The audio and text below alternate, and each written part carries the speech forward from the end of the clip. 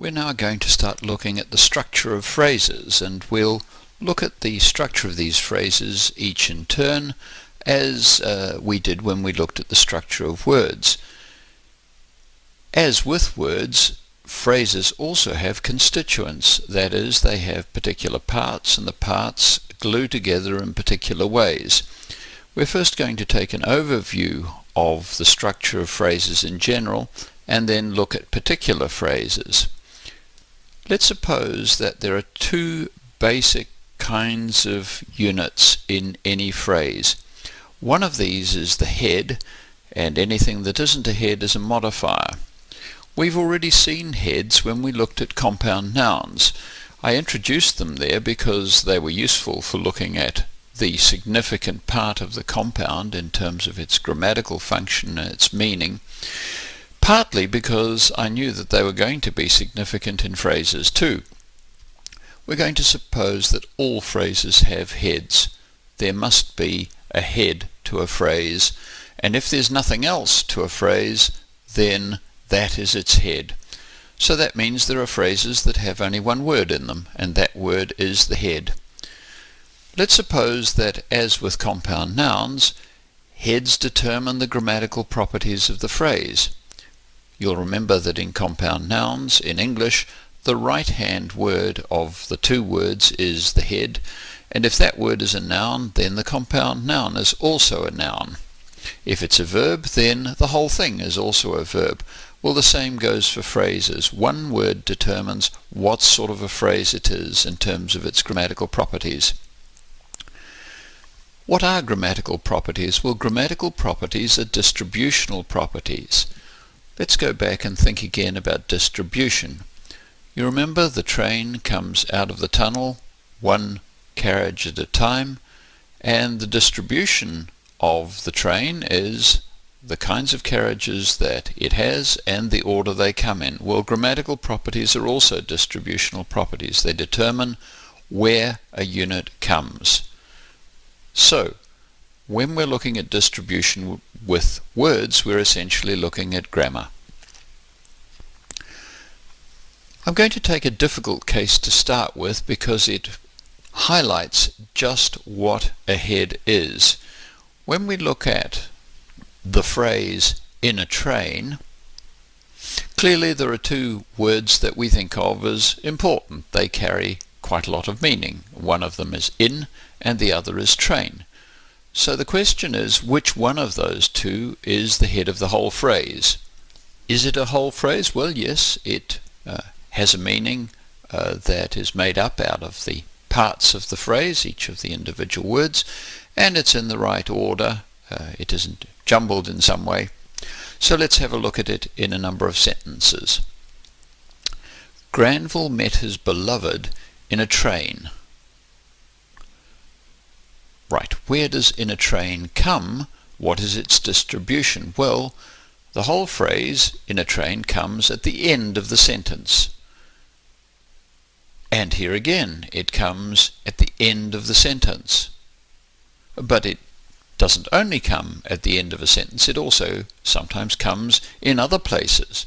The emergency cord in a train should not be touched without good reason. Well, let's compare "in a train" with "a train." This is a substitution test of the sort that we were looking at in the previous session. Does "a train" substitute for "in a train"? That is it the same kind of phrase? If it is, well, then we still have a problem as to which of the words is the head. If it isn't, then that may help us. Granville met his beloved a train. No, that doesn't substitute for "in a train." You always get an odd range of smells. A train. No, a train can't fit in that particular spot. And the same with the last case. So here's the question.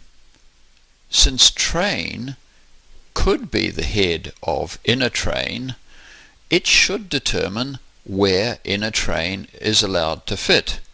Well, train certainly is in this phrase, in "a train," but it's clear that this phrase a train doesn't fit where in a train fits. So, which grammatical category of the four that you remember we dealt with, nouns, verbs, adjectives and prepositions, which grammatical category determines the distribution of in a train?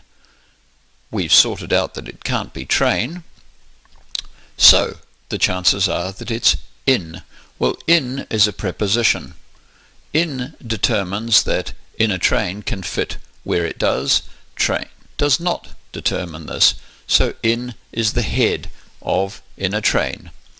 Well, if a preposition is the head of a phrase, then it's a prepositional phrase. And here's one of the very simple things that it's very easy to learn.